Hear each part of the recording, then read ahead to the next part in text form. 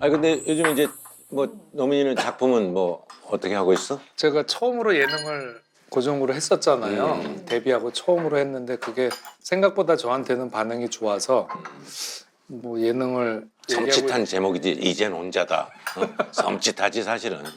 근데 다른 거 예능 몇 개 얘기하고 있는 게 있고 테마기획이라고 퇴마.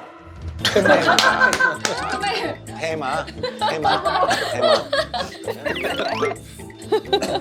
그래서 3주 동안 인도네시아에 가요. 아 그래. 3주 동안 그래서 그거 갔다 오면은 드라마 찍고 5월 달에 간단한 거 영화 하나 찍고 바쁘셔. 요즘에 사실은 이제 그렇게 꾸준하게 하는 배우들이 드문데, 오 좋네. 부럽네. 형한테 또 혼날 것 같은데 내가 석사 할 때 일반 대학원을 가고 석사를 했거든. 네. 근데 내가 사실은 3월 달에 박사 과정을 들어가요. 합격해서 3월 달에 입학을 하고 학구열이? 등록금도 내고 일단. 그래서 그게 제정신은 아니야. 나는 지식을 넓혀가고 내가 하고 싶은 걸 지금 하는 게 좋아. 왜냐하면 나는 그게 행복할 것 같다는 생각은 들어. 나는 이제 고등학교 때부터 알바를 했었기 때문에 공부할 수 있는 상황이 아니었어. 내가 당장 생활해야 되니까 월세 내는 게 급했지 뭐 가서 공부 한자 더 한다는 거는 조금 불가능했기 때문에 일찍 부모님을 여였지. 이제 뭐 아버지를 뭐 3살, 뭐 어머니를 한 5살 뭐 이런 정도 때 여여가지고 지내다 이제 알바도 하고 이런 거기 때문에.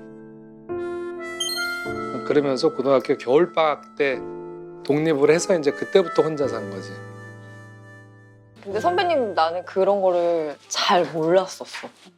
그러니까 결핍이랄까 그런 게 전혀 안 아니, 느껴졌었어. 왜냐면 그런 게 왜냐하면 그런 거를 나는 네. 얘기도 안 했고 표시도 안 냈고 네. 그게 뭐 큰 잘못도 아니지만 그렇죠.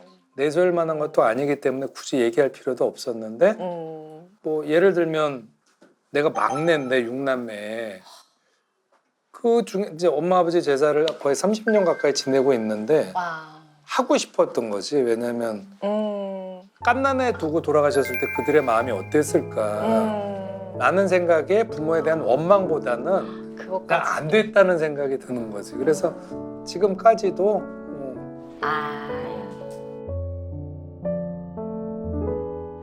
3살 때 어머니를 여의고 5살엔 아버지를 잃었던 전노민 씨. 부모라는 울타리 없이 세상의 풍파를 홀로 견디며 어른이 되었는데요. 노민이 딸도 연세가 좀 제법 됐지? 응? 진짜 저 깜짝 놀랐어요. 진짜 딸. 그러니까 내가 나이가 아니라 이제 아마 나이도 연세 쪽일 거야. 아마. 지금 미국에 있잖아. 그지? 네, 예. 근데 뭐 벌써 30이 넘어가고 있습니다. 아우 그러네.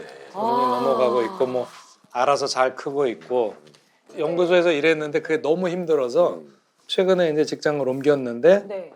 그래도 그래 이제 이름 딱 찍으면 사진이 제일 앞에 나와.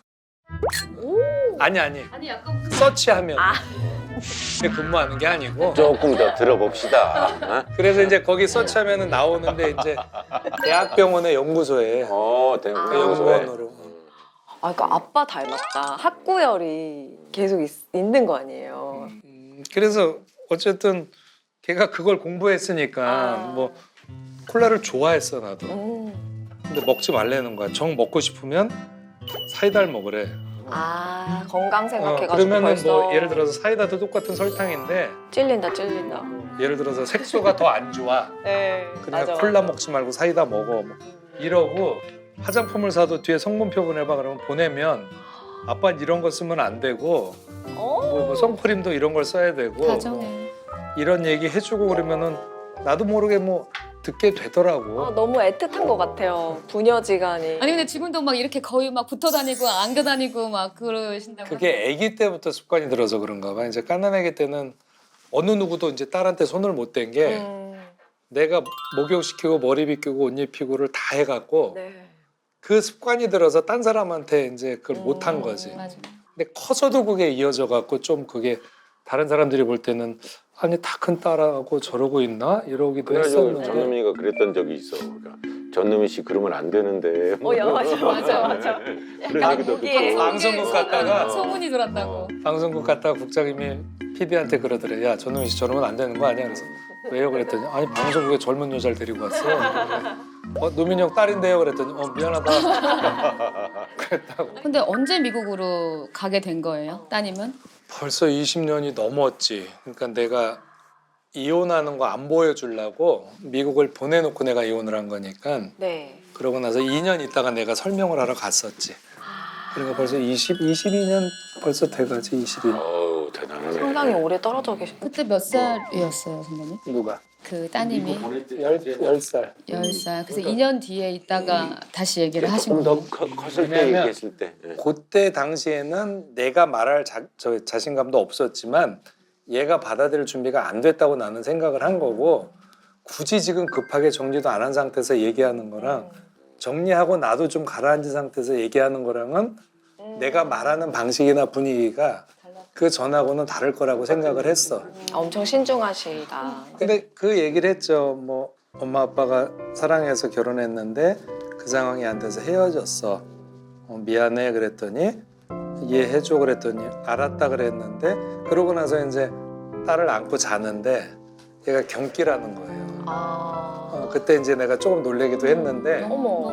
그리고 그 다음날 학교 보내는데 나도 힘들었지만 걔도 학교 갔다 오다가 막 달려오는데 나도 모르게 이제 안고 집에 들어왔던 기억이 나는데 그래서 더 미안했었지. 미안한 일이지 사실은. 이게 뭐 얘는 죄 없으니까 얘가 선택할 수 있는 게 하나도 그렇죠. 없잖아. 선택은 네. 우리가 했고 결과는 만들었지만 선택할 수 있는 기회를 안 주고서 우리가 통보를 한 거기 때문에 그 부분에 대해서 미안할 수밖에 없어서 근데 시간이 지나면서 좀 그게 회복하는 게 조금은 걸렸지만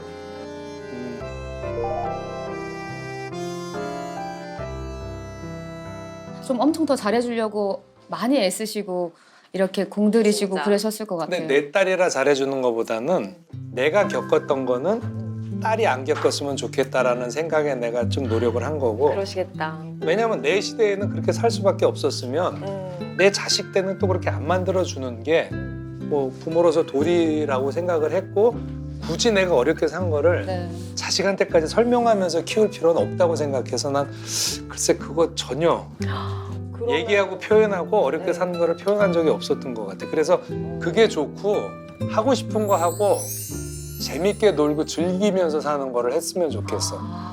내가 그런 걸 안 해봐갖고 딸만큼은 뭐 돈 버는 것도 중요하고 다 중요한데 자기가 정말 나 이거 해보고 싶어 그러면 고민하지 말고 네. 확 한번 해보고 네. 뭐 예를 들어서 정희 씨처럼 오토바이 타고 뭐 스쿠버하고 다니고 이런 거를 다 해보고 살았으면 좋겠어. 경험.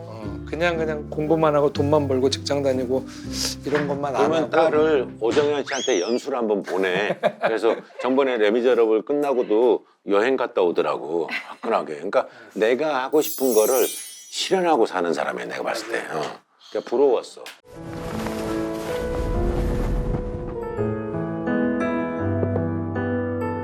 당신의 식탁에 초대해 보세요.